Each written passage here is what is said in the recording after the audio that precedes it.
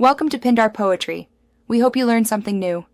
You'll start by confirming your Android version and backing up custom fonts. That prevents loss if something goes wrong. Next, open Settings and go straight to Display or Accessibility based on your phone.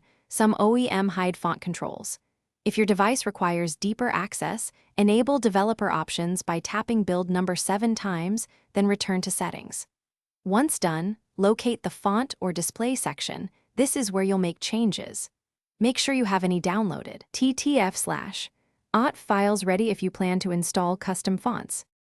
Now you'll choose or install the font. If your phone offers a built-in picker, open it and preview options. That's quickest.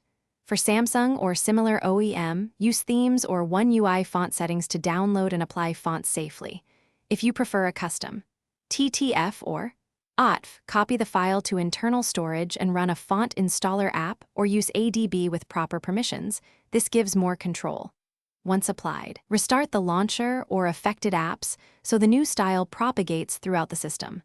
Make sure to grant any required permissions. To finish, verify readability, scaling, and that no UI elements overlap. Change font size if needed so text fits.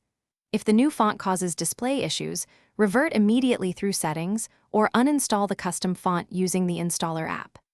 If the home screen or apps behave oddly after applying, clear the launcher cache, reboot, or boot into safe mode to isolate third-party conflicts. One key tip: keep a working backup or screenshot of default settings so you can restore quickly if something goes wrong.